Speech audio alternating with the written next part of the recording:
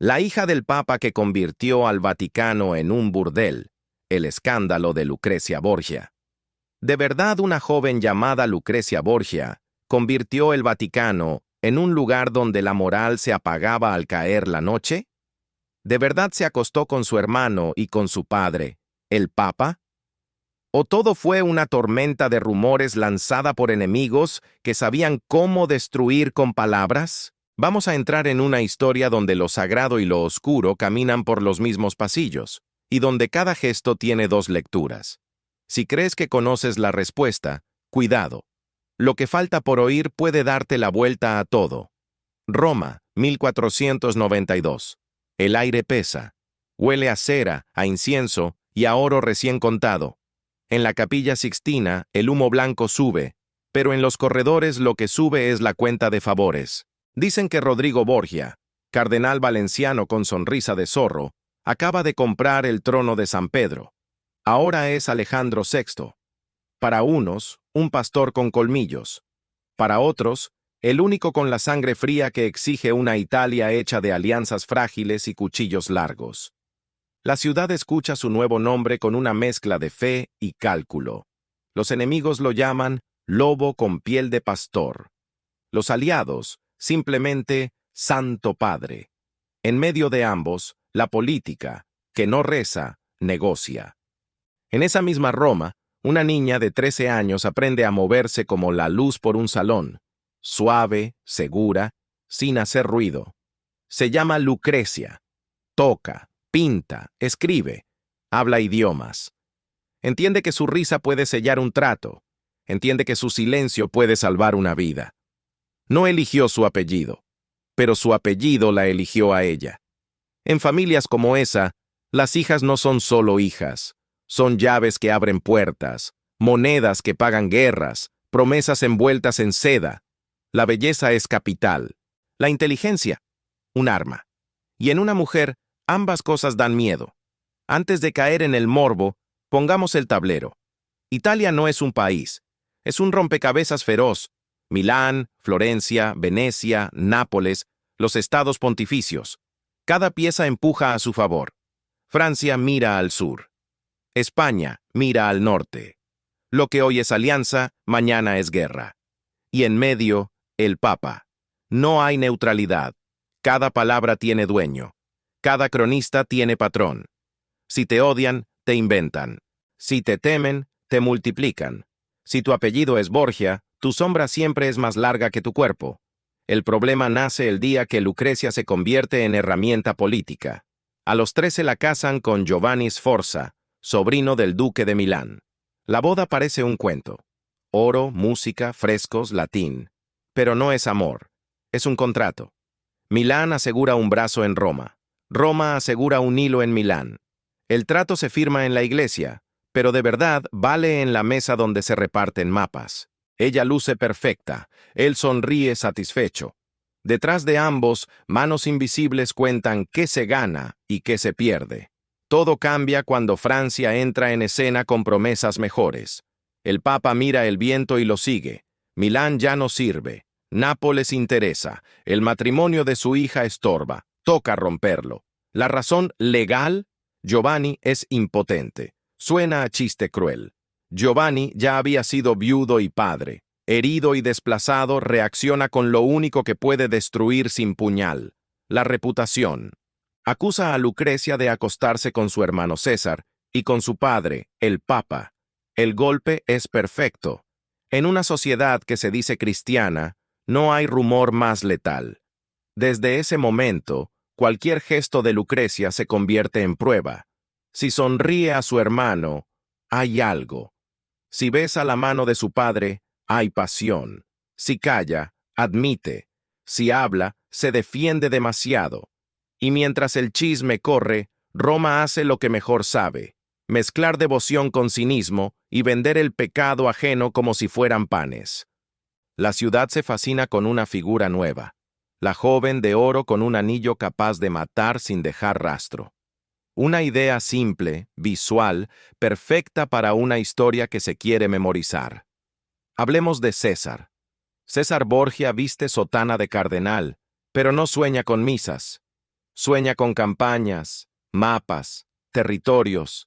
Es brillante, ambicioso, frío. Lo amarán y lo odiarán por lo mismo. Maquiavelo lo pondrá como modelo del príncipe que entiende que la moral es un lujo cuando estás en la boca del lobo. Donde César pisa, tiembla el suelo. Donde César sonríe, un enemigo empieza a contar sus días.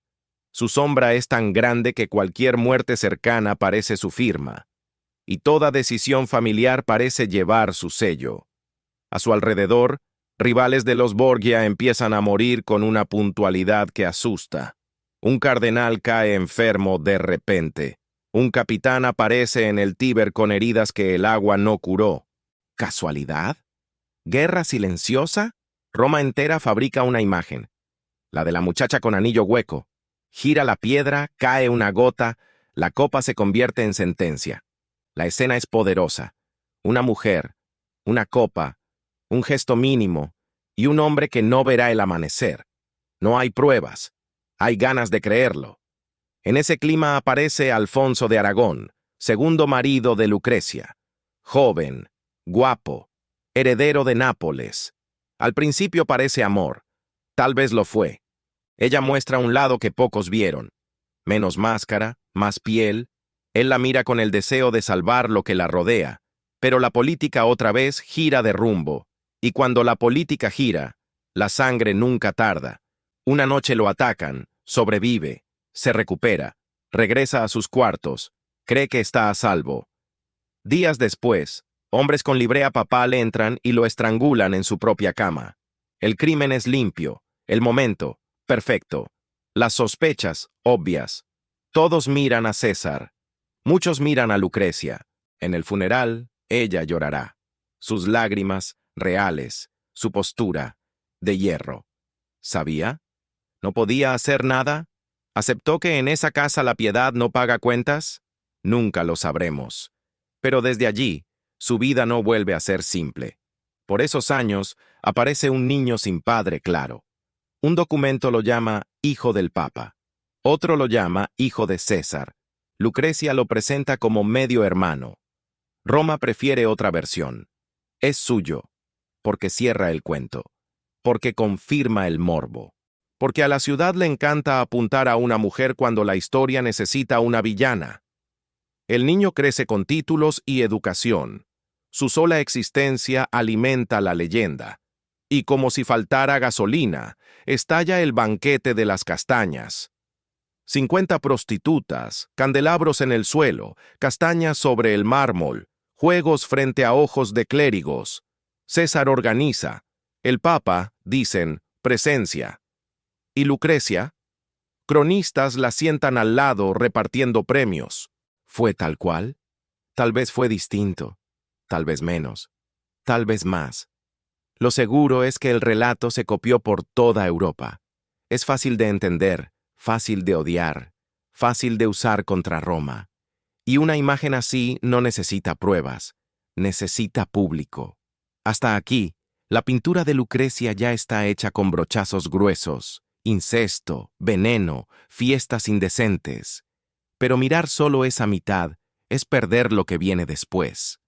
En diciembre de 1501, la casan con Alfonso d'Este. Viaja a Ferrara. Cambia de mundo. Allí la corte no vive de intrigas cada minuto. Allí la cultura pesa. Allí el poder se viste de música, de pintura, de letras. Y allí, por fin, ella respira. Ferrara la recibe con reservas. Su fama llega antes. La familia Este no quiere mercancía dañada. Pide un dote alto. Pide papeles médicos absurdos. Se compra lo necesario con oro y presión. Aún así, algo nuevo empieza. Por primera vez, Lucrecia tiene margen para decidir qué hacer con sus días. No es un margen total, pero es suyo. Ahí inicia otra historia que difícilmente cabe en la etiqueta de venenosa. Y allí Lucrecia, contra todo pronóstico, florece. En Ferrara se vuelve centro de una vida artística que hoy se sentiría como un festival abierto día y noche. Invita a músicos, protege a poetas, encarga obras, decide quién entra y quién sale. La duquesa que muchos querían recordar por un anillo hueco, empieza a ser recordada por un salón lleno de instrumentos y voces. Habla con Pietro Bembo, el poeta más admirado de su tiempo. Se escriben cartas.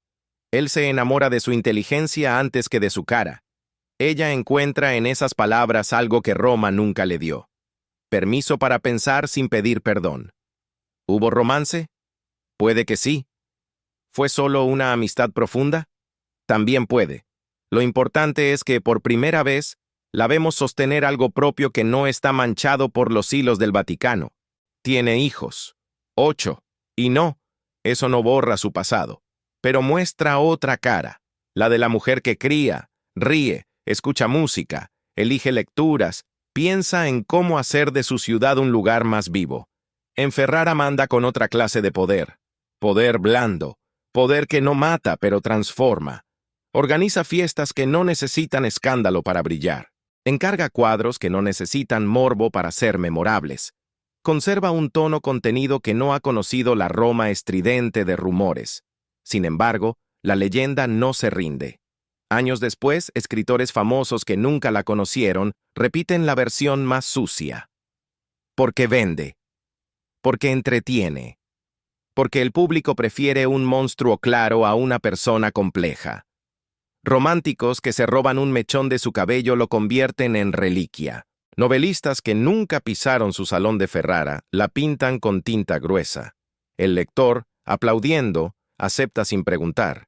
Y así, la historia pública de Lucrecia sigue su camino paralelo a la vida que de verdad llevó en su madurez.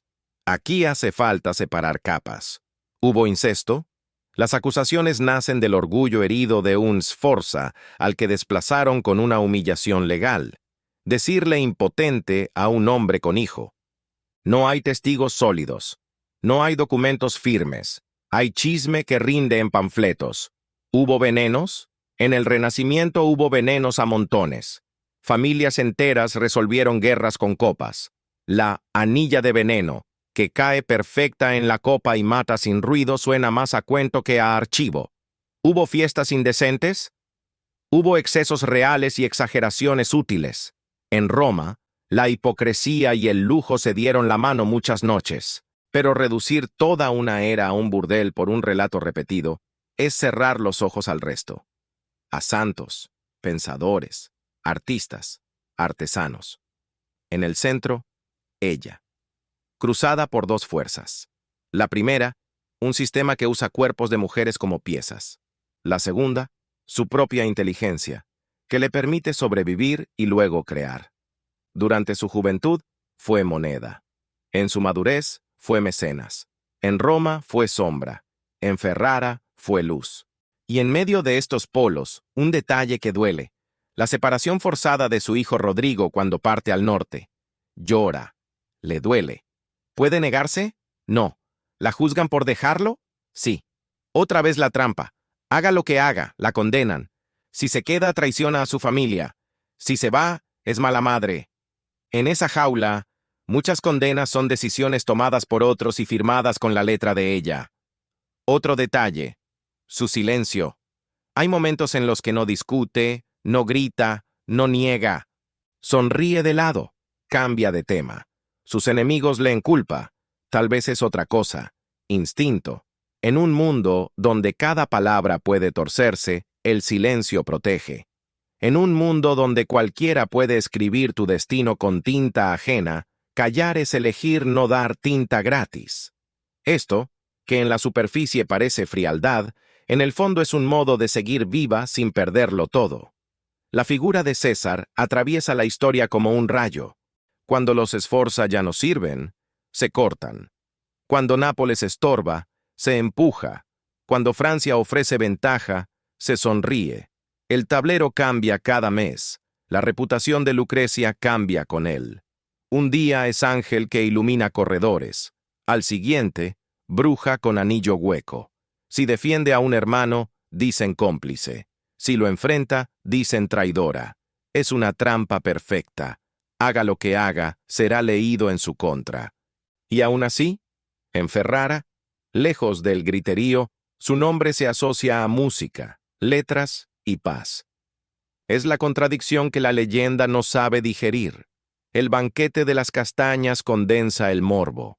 Es una imagen que no requiere pruebas para aprender. Un salón sagrado que se vuelve circo.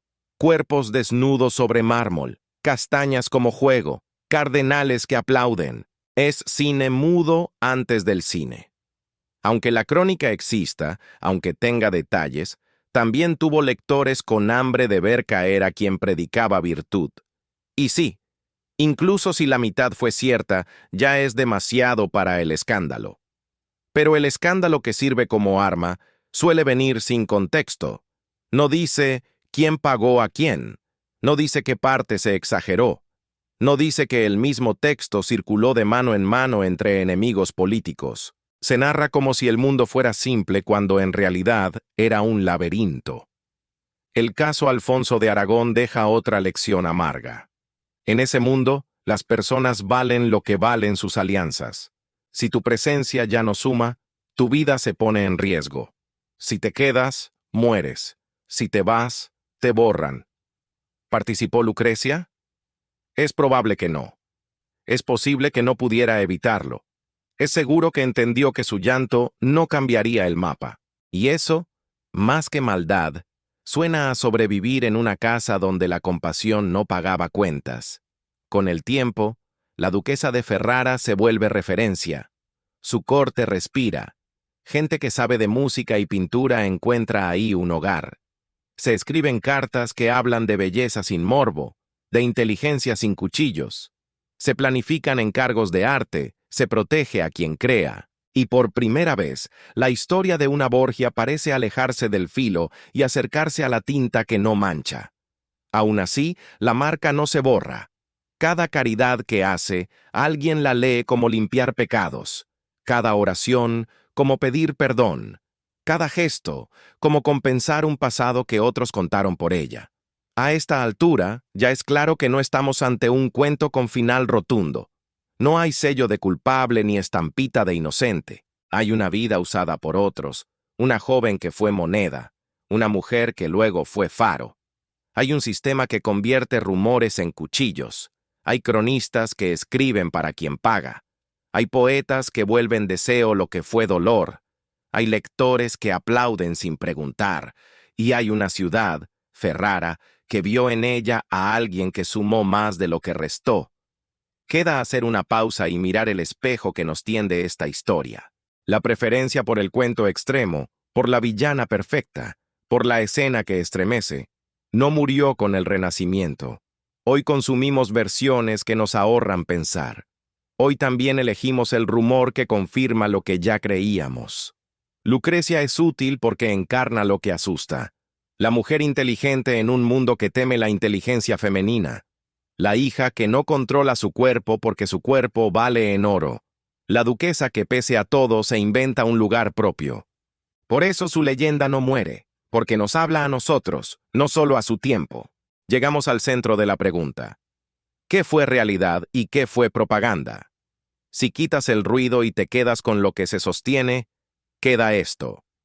Las acusaciones de incesto nacen en pleno choque por una anulación que humilla a un esforza y debilita a una familia que deja de ser útil. Las palabras vuelan porque conviene que vuelen. No hay documentos ni testigos confiables que crucen la línea de lo probable a lo probado. Lo que hay es un clima perfecto para que el rumor haga de juez. Los envenenamientos fueron práctica común en las altas esferas. Demasiados murieron cuando a otros les convenía. Pero de ahí a pintar a Lucrecia con un anillo que escupe muerte, hay un salto de teatro. Una imagen que funciona no es por eso una evidencia.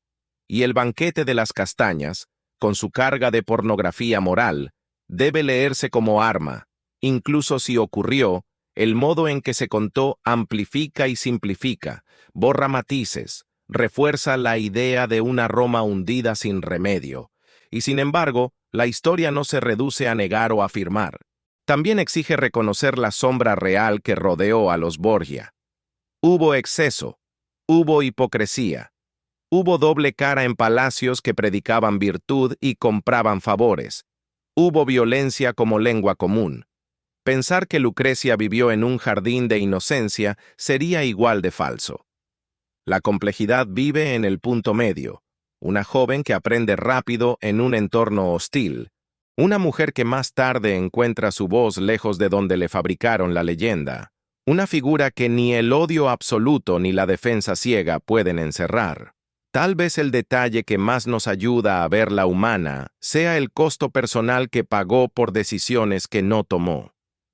Matrimonios pactados con prisa, separaciones forzadas, pérdidas que el protocolo llamaba necesarias. La versión pública de su vida estuvo escrita por hombres con agendas.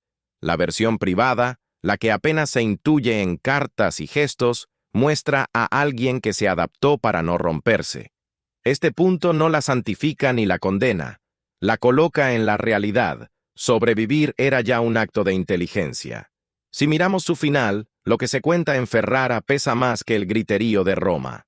Patrocinios, encargos, una corte viva, 8 hijos, decisiones del día a día que requieren cabeza fría y gusto formado.